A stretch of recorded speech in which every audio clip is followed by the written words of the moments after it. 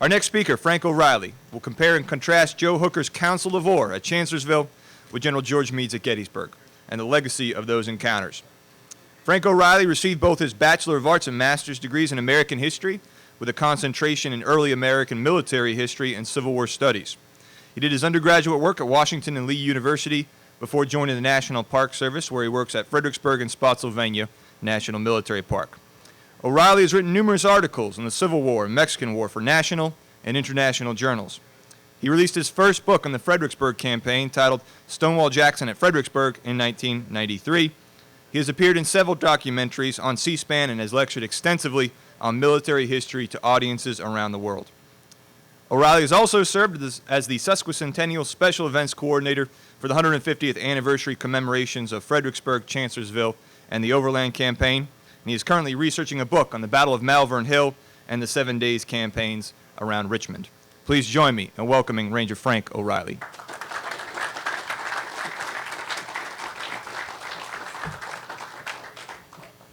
Hey, good afternoon. What a great opportunity to be with you on the 4th of July weekend and on the anniversary of the Battle of Gettysburg here in wonderful heart of Pennsylvania, Gettysburg, Pennsylvania. Wonderful place. So today we're going to talk about a tale of two councils of war. It is an axiom in history that councils of war don't fight. But in 1880, the Army of the Potomac held two that proved quite the contrary, that it was willing to fight, and sometimes it was even willing to fight with itself.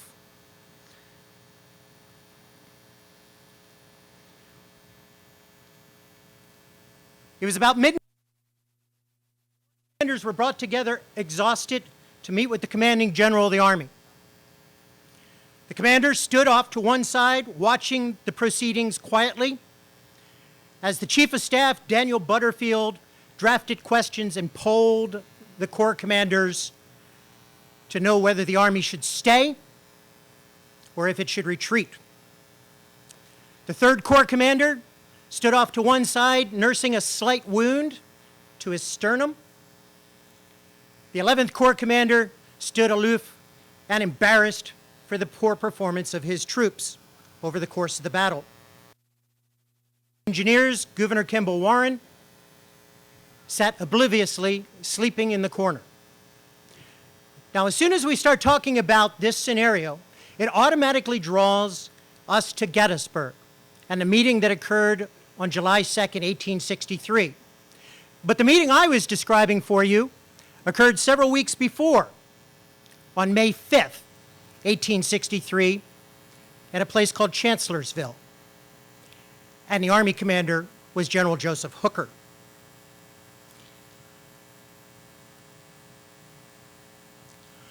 Hooker's army had met and so far been bested by General Robert E. Lee's Army of Northern Virginia amid the unforgiving thickets of the wilderness around a crossroads in Virginia called Chancellorsville. Robert E. Lee thwarted Hooker's initiative on May 1st, and then on May 2nd, Lieutenant General Thomas Jonathan Stonewall Jackson launched a counterpunch and routed the luckless 11th Corps from its positions. May 3rd saw the worst bloodletting yet that Americans had experienced so far. And at that point, Hooker's army abandoned its positions at Chancellorsville, fell back into the woods with its back towards the Rappahannock River, and waited for others to deliver them. Union troops under Major General John Sedgwick of the 6th Corps failed to break through, were themselves hemmed in against the Rappahannock and compelled to retreat back across the river for safety. That brought all the attention back to Hooker and his beset forces. And then the rains came. A cloudburst blew up on May 5th all across the Rappahannock Valley. The Rappahannock River rose outside of its banks. It went up a 4 foot.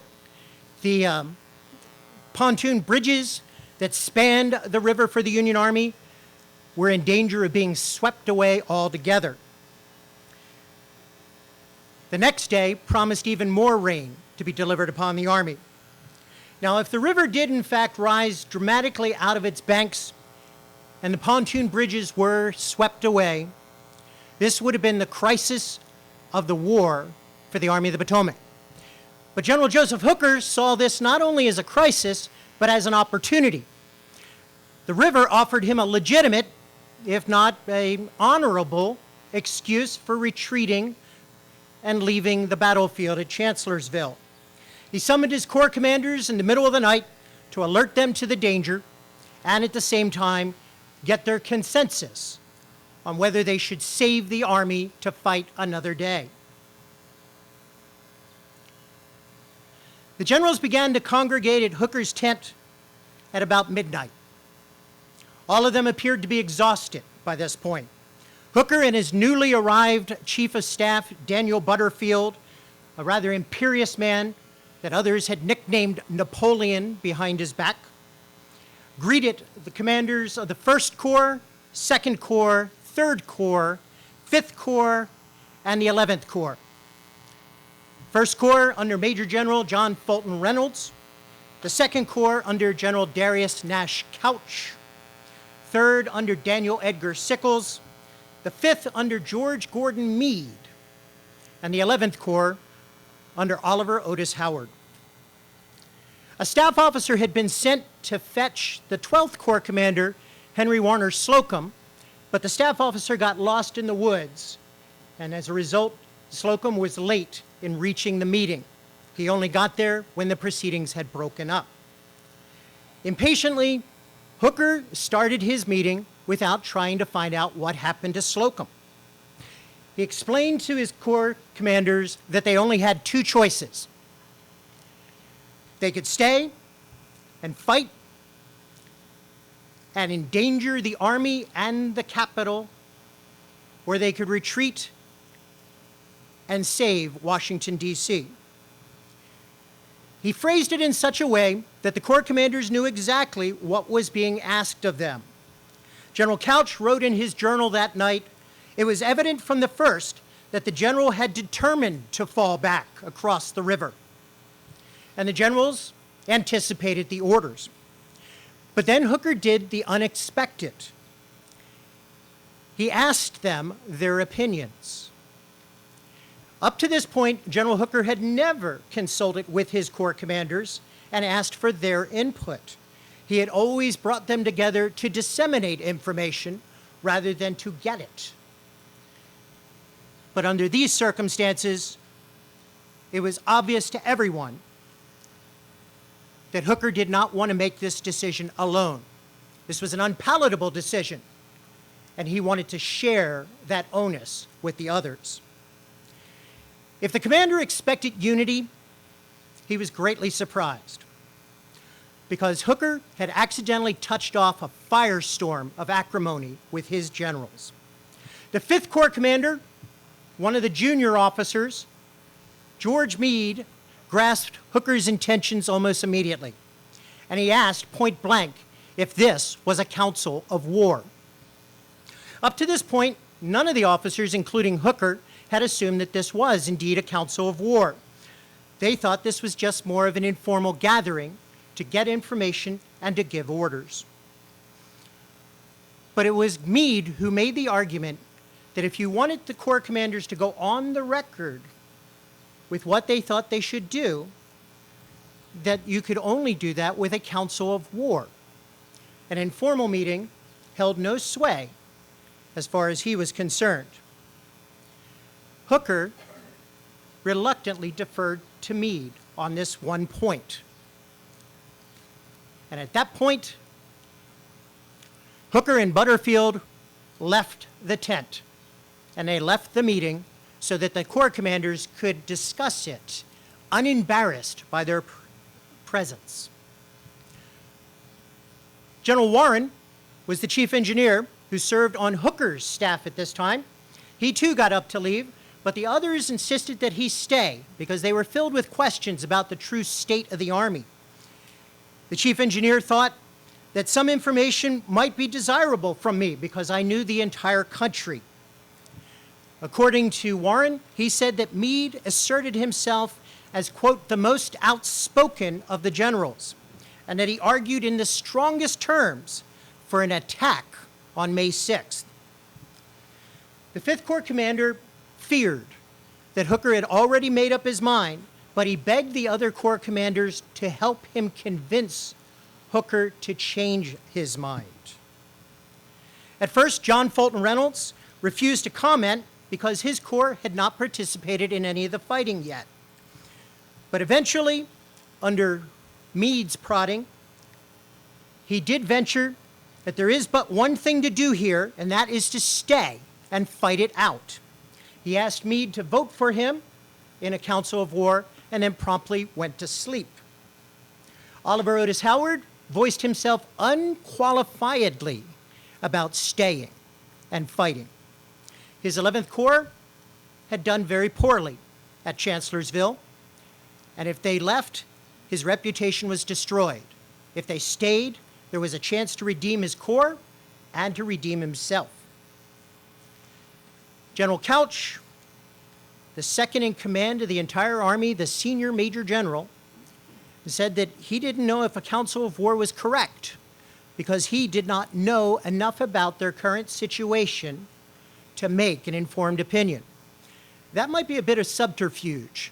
Part of it might be simply the idea that Hooker had never shared any information with them, and he was just complaining about being in the dark. Part of it might have been to diffuse the situation and prevent them from going to a vote and hardening the issues before it was too late. But he did admit, upon further prying, that he was in favor of attacking, provided it was made at the point I designated, he said. Under Hooker's direction, Couch feared that the attack would end in disaster, and for that reason, he favored retreat. Daniel Edgar Sickles, commander of the 3rd Corps, was also Hooker's best friend and confidant. He felt distinctly outnumbered in this little enclave, but admitted to the other generals that he was, quote, astonished at the manner in which the commanding general has presented the subject. But he felt obligated to defend Hooker's position. According to the others, they didn't much care what Dan Sickles had to say. One of the generals rather cynically summed him up, saying, he's a political general with no military experience and no character, public or private, to lose. Yes. But he did bring up one point, and Sickles said that he suspected that victory at Chancellorsville had already eluded them, and that a defeat would indeed endanger Washington. He stressed to the others that this army occupied a political as well as a military position, and that if it was destroyed, Washington, what he called that great bugbear, would be taken. He thought that they should retreat. Meade retorted, saying that the army ran a greater risk in trying to retreat than in attacking, because if they were trying to straddle the river, Robert E. Lee would strike them at their most vulnerable. The grizzled 5th Corps commander doubted whether Hooker's artillery would even be able to escape across the river under those circumstances. And as things became more and more personal and more directed to Hooker, General Warren became more and more uncomfortable and decided to excuse himself, went outside, curled up under a tree, and promptly fell asleep.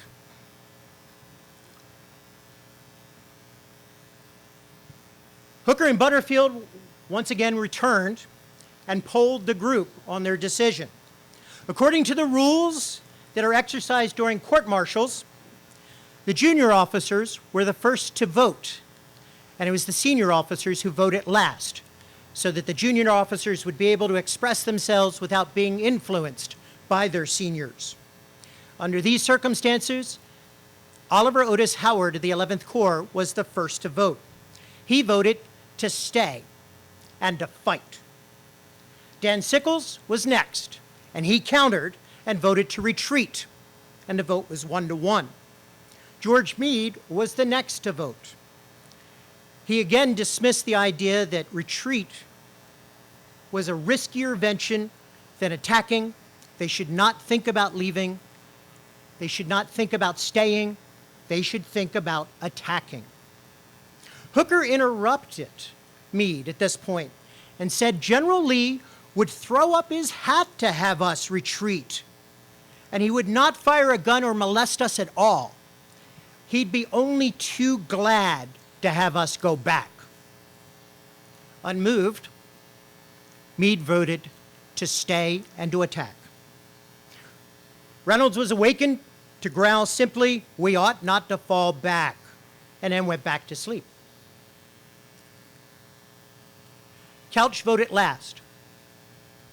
He was disappointed by Hooker's determination to leave, as witnessed by the fact of his outburst against Meade. So he thought it would be important and prudent at this point to save the army, to fight another day under another general, and he counseled to withdraw. In the end, the army had voted 3-2 to stay. Hooker took that under consideration and then announced that they would start the retreat within the next couple hours. When they woke Reynolds up again, Reynolds groused, "What was the point in calling us together at this time of night when he intended to retreat anyhow?" As the meeting broke up, the belated Henry Warner Slocum finally arrived. George Meade and John Fulton Reynolds immediately buttonholed him and polled him on the task at hand and what his stance would be.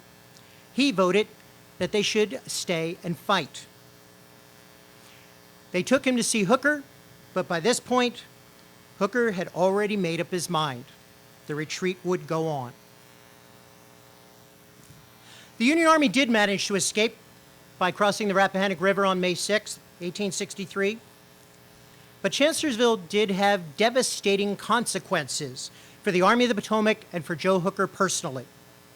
Morale plummeted in the ranks of the Army of the Potomac, and the officers had to answer hard questions about the disaster in the wilderness. And nothing impacted the general's morale more than Hooker's performance, particularly in his council of war. Meade wrote to his wife, "General Hooker has disappointed all of his friends by failing to show his fighting qualities in the pinch. He thought he was more timid than George McClellan," and went on and said his last operations have shaken the confidence of the Army, and particularly among the superior officers.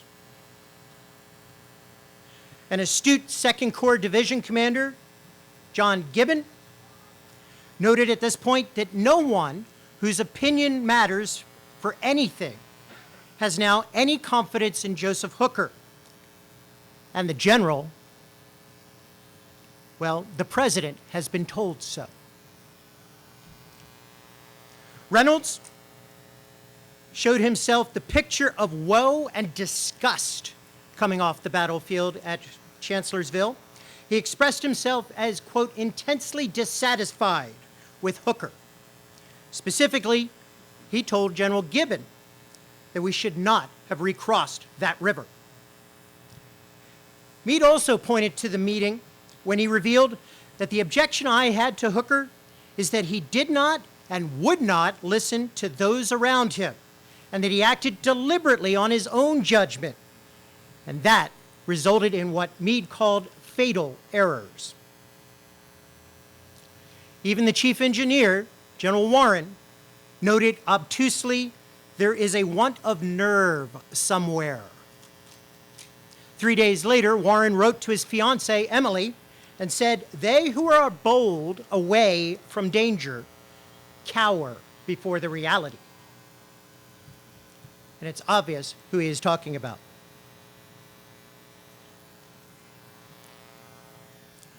The other repercussion of Chancellorsville's Council of War is that Joseph Hooker now had a true rival for command of the Army of the Potomac. As poorly as Hooker had shown himself at the consultation, George Gordon Meade had impressed everyone with his determination. Several corps commanders absolutely railed against Hooker, and they praised Meade in the same stance. Henry Slocum despised Hooker and said so freely. He told a staff officer once, "Hooker knows my hatred of himself. I have never attempted to disguise my disgust, and nearly all of his officers feel towards him as I do." General Darius Nash Couch flat out told Abraham Lincoln that he refused to serve under Hooker again, and that he endorsed Meade as, quote, "my choice to be the commander of this army." That sentiment was echoed by General Reynolds and Slocum and Sedgwick. John Gibbon wrote to a former commander of the Army of the Potomac, George McClellan, and told him that Lincoln needed to change commanders. I'm sure McClellan was delighted to hear that overture. But then Gibbon followed it up with, not only does he need to change commanders, he needs to appoint Meade, in whom everyone has confidence. Not exactly the answer a McClellan might think of. Now, for his part, Meade declined to participate in this.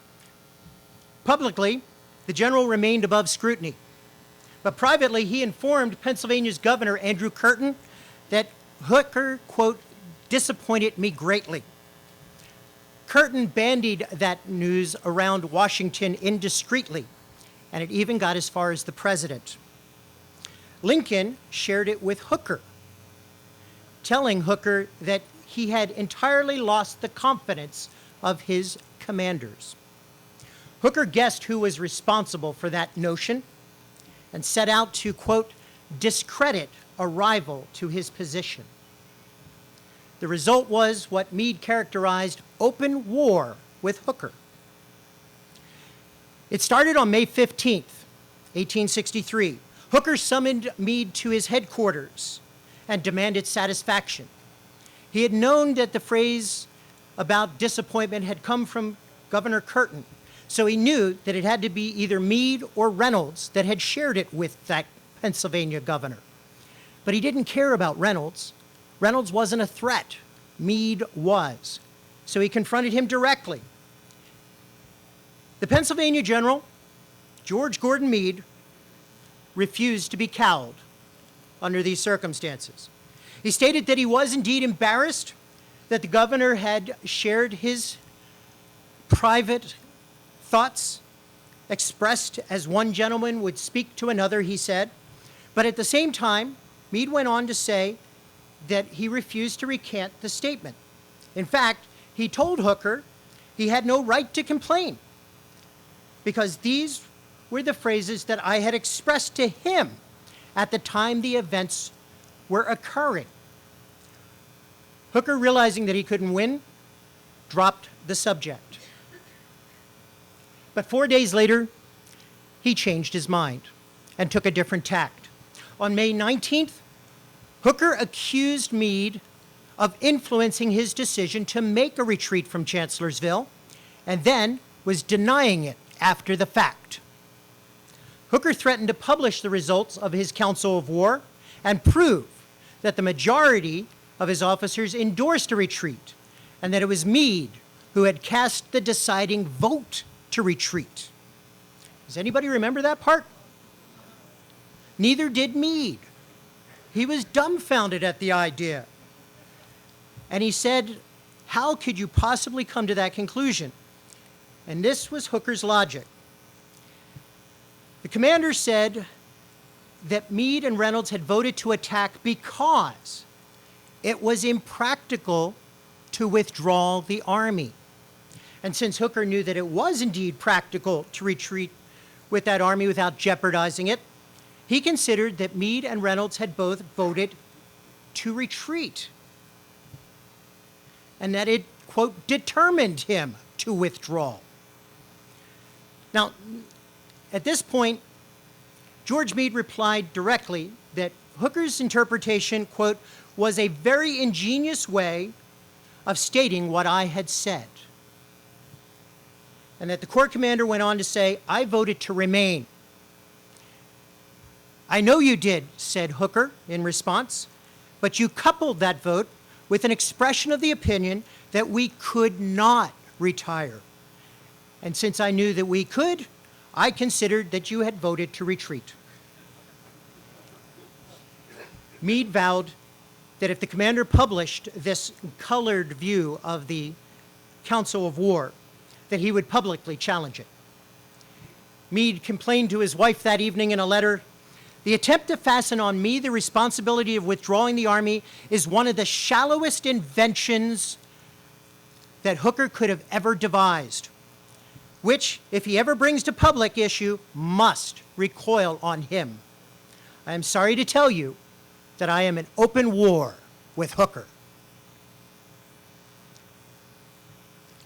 The New York Herald actually published an article claiming that Hooker withdrew on the advice of, quote, the weak counsels of his corps commanders. Meade was aghast. In fact, he said this was a base calumny. He drafted a circular letter on May 22nd to all the other corps commanders of the Army of the Potomac, demanding, begging them for their impressions of the May 5th Council of War, particularly his vote.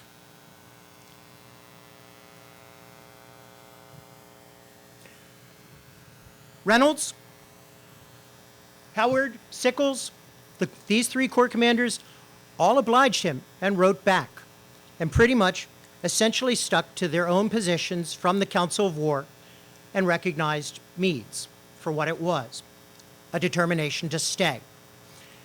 Warren didn't answer directly because he was still on Hooker's staff, but he did send George Meade all the rough draft notes from the Council of War that basically stated Meade's opinion. And it stood essentially with Meade's rendition as well. So, over the next several weeks, George Meade was going to be gathering affidavits and prepared to fight back against Joseph Hooker. But by the end of June, Robert E. Lee and the Army of Northern Virginia had penetrated into Pennsylvania, and the Union Army lagged behind in Frederick. The Army of the Potomac had suffered terrible attrition from battle losses, illness, fatigue, and the expiration of the 9-month and 2-year enlistments. The once mighty army of 125,000 men had atrophied to about 86 to 90,000 and had dwindled to near parity with Robert E. Lee's Confederate Army. It became imperative to reinforce this army at any cost. And Hooker and the War Department clashed repeatedly over this declining manpower. But the general miscalculated the administration's temperament when he demanded that the garrison at Harper's Ferry be sent to the Army of the Potomac in this crisis. Abraham Lincoln, the Secretary of War, Edwin Stanton, General-in-Chief of the Army, Henry Halleck, instantly gathered that same evening of June 28, 1863, and drafted a response. In this case, they did not give the Harper's Ferry garrison to Joseph Hooker. Instead, they sent a Lieutenant Colonel, James Hardy, from the War Department to the Army. He showed up after midnight and did not report to Hooker, but instead went to the 5th Corps headquarters and woke up George Gordon Meade. It was obvious to Hardy, he said, that he had been entrusted with the conduct of a great and decisive battle, which was clearly foreseen in Washington, and they did not want Hooker to be the leader of that battle in that crisis. He had lost the faith of those above him and had poisoned the faith of those beneath him. It was time to make a change. But when he woke up George Meade, the Corps commander was still somewhat groggy. When he heard that a War Department official was there to see him on a matter of grave importance, he thought he was being arrested. And it's obvious to see why he thought he was being arrested now, because he was at war with Joe Hooker. And according to Hardy, he said he thought he was being arrested because of the controversy regarding the retreat from Chancellorsville. His comments, Hardy noted, showed that he had fears that intrigue had been busy with him. Imagine his astonishment when he realized that he wasn't being displaced by Joseph Hooker, but in fact was going to displace Joseph Hooker as the commander of the Army of the Potomac. So 4 days later, July 2nd, 1863, in a remarkable case of similarity, the commanding general stood watching the proceedings of another council of war. Dan Butterfield was drafting and asking questions. The 3rd Corps commander was nursing a slight wound to his leg. The 11th Corps commander was embarrassed yet again, and the chief engineer was fast asleep in the corner. But this time, it was George Meade who was guiding a council of war. Which begs the question, why would George Meade, who had been so thoroughly able to disrupt a council of war under Joseph Hooker, ever risk convening one of his own? The last council ultimately had toppled an army commander and had caused Meade a tremendous amount of personal grief. And now he risked having the divisive acrimony of his own consultation? That's bold. And Meade had little reason to even convene a council of war on July 2nd. The Battle of Gettysburg had raged for 2 solid days by this point, and the general had already decided that he would continue the contest here at Gettysburg. By the early evening of July 2nd, the fighting was still roaring very close by on East Cemetery Hill, when Meade notified the General-in-Chief of the Army, Henry Halleck, at 8 p.m. that he would stay. He wrote Washington, "I shall remain in my present position tomorrow, but am not prepared to say until better advised on the condition of this army whether my operations will be offensive or defensive in character." As the battle went on and the evening started to close around Gettysburg, a group of mounted officers came up to George Meade and congratulated him for surviving the crisis of July 2nd. And Meade's answer to them was to reassure them, saying, "Yes, but it is all right now." And then for emphasis repeated, "It is all right now." To Meade, the worst was behind them on the evening of July 2nd. Lee had given the Federals his best shot, and he had failed.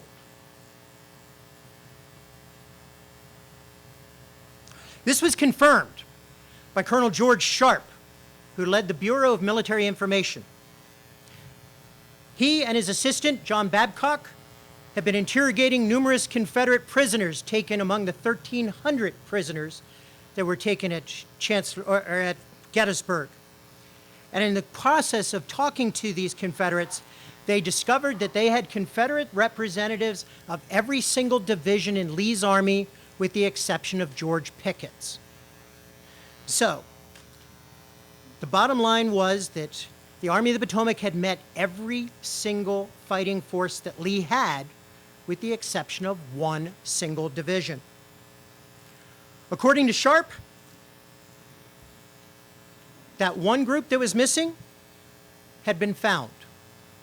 He was able, somewhere between 8 and 9 p.m., to confirm that Pickett's division is now in bivouac and will be ready for action tomorrow morning.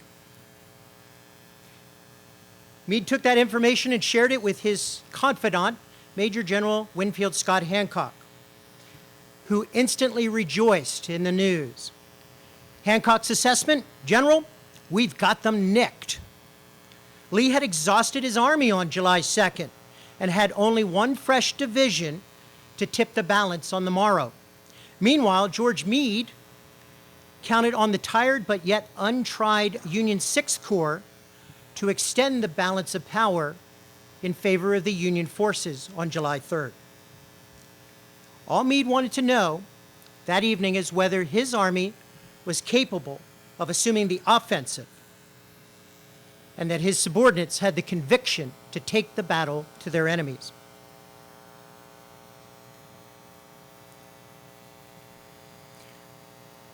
He summoned all the corps commanders to his headquarters, not very far away from where we gather today, the Lydia Lester's house, the widow Lester's home just on the backside of Cemetery Ridge.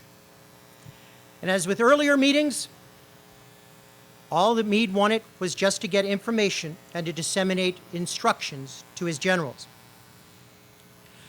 He also brought in other generals, or invited other generals, besides his corps commanders. For example, he invited the Chief of Artillery, Henry Jackson Hunt, and one of the head of the Reserve Artillery, Robert O. Tyler. Both Tyler and Hunt begged off because they were too busy arranging their artillery for the next day's fighting. The rest of the officers began to assemble at about 9 p.m. Henry Slocum was probably the first one to arrive. Where the last meeting he'd been the last, now he was the first. He was followed by General Winfield Scott Hancock and John Gibbon. And the others gathered soon after, with Oliver Otis Howard probably being the last one to arrive, since his troops were still in fight for Cemetery Hill, and that detained him. According to a staff officer, a lieutenant named Frank Haskell, he said that the general showed the appearance of great fatigue, which was not customary among them. 12 generals packed in a small room that was approximately 10 or 12 feet square. In that room, there was a large bed that filled a substantial corner of the room. There was a table that stood in the center of the room with a single tallow candle to light the proceedings. There were 5 or 6 straight-back chairs, and that was it, to be shared among a dozen officers. There was a bucket of water and a tin cup to refresh them if they wanted it. Many of the generals jockeyed for seats around the table. Others took position on the bed. Some of them amused themselves by smoking cigars during the proceedings. Warren curled up in the corner, nursing a slight wound to his throat, and promptly fell asleep and was oblivious to much of the surroundings. Lieutenant Colonel David Gardner of the 1st Pennsylvania Reserve Cavalry stood outside on the front porch, keeping eavesdroppers at bay and allowing the proceedings to go unobserved by outsiders.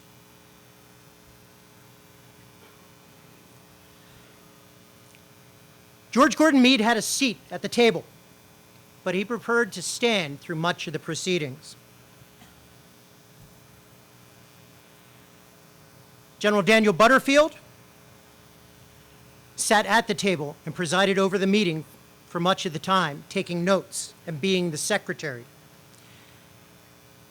Never had an Army commander and his chief of staff hated each other more than these two gentlemen. Dan Butterfield loathed George Gordon Meade. George Gordon Meade had displaced Dan Butterfield as the commander of the 5th Corps following the Battle of Fredericksburg. Then he displaced Dan Butterfield's best friend, Joseph Hooker, for command of the Army. Butterfield used to hold great power and sway of persuasion over Hooker, but the very first thing that Meade wanted with Butterfield was to get rid of him. One of the very first things that Meade did upon assuming command was to interview 2 generals to take over as chief of staff. He asked Andrew Atkinson Humphreys to take the spot, and when he was declined, he asked Governor Kimball Warren to become chief of staff, who also declined. So by default, Butterfield was still the chief of staff. But he could clearly see that he was alone, unloved, and his days were numbered. The 12th Corps commander, General Henry Slocum, held seniority over all the other officers, but he exhibited what one person said, evident displeasure when he came to this meeting, grousing that his troops had been taken away to support Meade's left wing, and that he wanted his 12th Corps returned to him at once. He insisted on calling himself the right wing commander, even though his wing had been dissolved. Perhaps that was the only thing he could cling to as a commander. General John Sedgwick, 6th Corps, was also extremely upset because his troops had been parceled all across the entire battlefield. According to one of his staff, he had not a man or a gun to his command and only a few orderlies to call his. He told his staff, "I might as well go home. There is nothing here for me." General Hancock had shown himself at his dynamic best this day and would continue to be a leader even in this meeting. Because he was now commanding the entire left wing of Meade's army, General John Gibbon became the acting 2nd Corps commander. But he had never been at a council of war and didn't know if he should have been at this one either. General Oliver Otis Howard, commander of the 11th Corps, was in fact chagrined because his troops had done so badly. His empty sleeve testified to his personal bravery, but according to Warren, he didn't carry much weight with the others because of the poor showing of his troops. General John Newton held command of the Union 1st Corps. He had this job for less than a day when he was summoned to this meeting. He had displaced Abner Doubleday, a person that George Meade distrusted and personally disliked. So Newton, hopefully being an expert engineer and highly respected, would be trading up. General George Sykes represented the 5th Corps. He had replaced Meade when he was elevated to Army command. Sykes was an enigma. He was a well-loved man. He was a gentleman, but he didn't shine in this cluster of stars. He was competent, but not spectacular. David Bell Birney commanded the 3rd Corps since Dan Sickles fell wounded that day and lost his leg. He was a terribly dejected man. His horse had been wounded and killed under him, and he had told a staff officer that he wished he had been too. He was now nursing 2 slight wounds to his leg.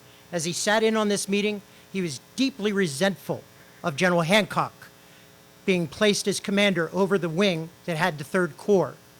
He was an outsider, and the 3rd Corps should be affronted by that.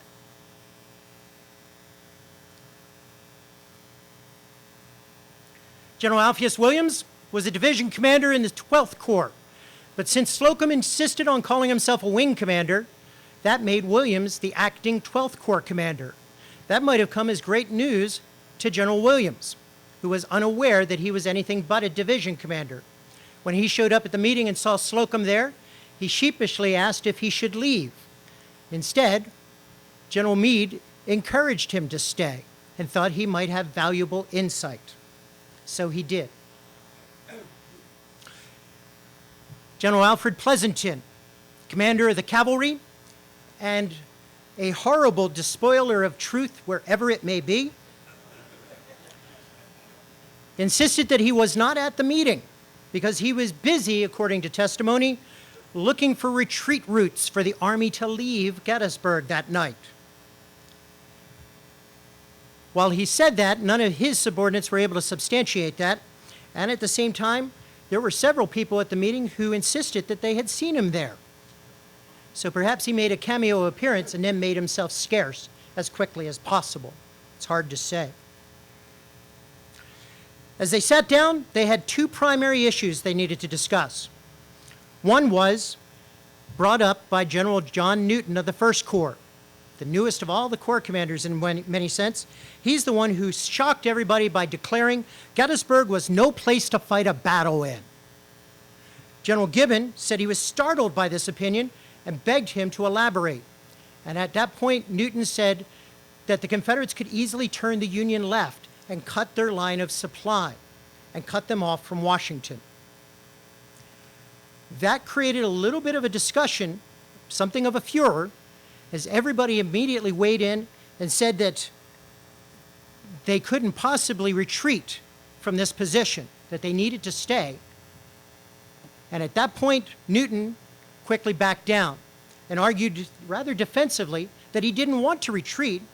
He was just concerned that the current line was a bit flawed. Gibbon reflected that it soon became evident to everyone that we were in favor of staying. The second point was supply. The wagon trains were over 20 miles away. The Army of the Potomac only had 1 day's rations, and some corps didn't even have that. And the question was whether they should stay or fall back towards Westminster and Union Bridge. They decided unilaterally that they could eke out a few half-day rations and were determined to stay. So at that point, Butterfield formalized the meeting by drafting 3 direct questions to poll these men. Question number 1, under the existing circumstances, is it advisable for the Army to remain in its present position or to retire to be nearer its base of supplies? There was some discussion about changing the line, reaffirming the line, flattening the line, but everyone was of one accord that they would stay on this line. They voted unanimously to stay at Gettysburg, which led to the second question, which got me way ahead of myself. Butterfield asked, it being determined to remain in this present position, shall the Army attack or await the attack of the enemy? And this time, answers came very fast. Starting with Gibbon, he said that they should, under no condition, attack. Others said that they should attack immediately, or no, they should not attack, no matter what happened, or they should await an attack until 4 o'clock the next day. What happens after 4 o'clock, or even why 4 o'clock was selected, was not elaborated. But by the end, they all voted to wait. The third question was simply, if we wait the attack, how long? The answers varied from as long as it takes for Lee to move to wait till 4 o'clock, and if they don't attack, we attack. But in the end, again, there was unanimity that they would wait for the attack on the next day. The scholarly Henry Halleck once admonished Meade, call no councils of war. It's proverbial that councils never fight. And in many cases, that axiom is true. But George Meade proved it on 2 occasions that it wasn't. At Chancellorsville, he used a council of war to convince a general to fight. And it didn't work because that general was too willful and wanted to leave. In a Gettysburg meeting, he had facilitated and allowed a group of discordant, disparaging officers who thought they had nothing in common to find common ground and realize the solidarity of staying and fighting together as one.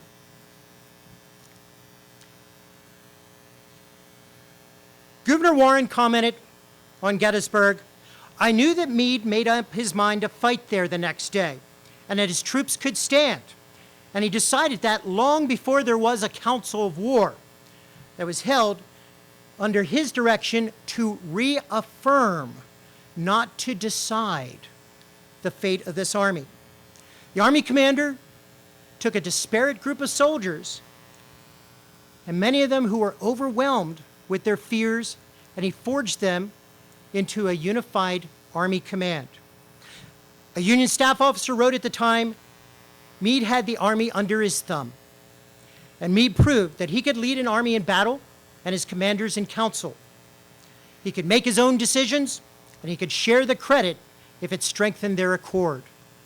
The Army of the Potomac had turned a new chapter, a new page, and had taken a new direction.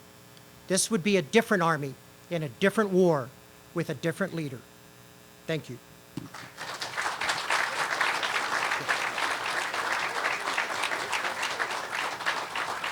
I want to thank you all. I know I've taken a bit of time. I know that many of you might have questions, but I have another appointment where I need to go inside and be available to sign books. But if any of you do have questions, I'd be more than happy to talk to you. Just come on in and see me. Okay? Thank you very much. It was great to see you.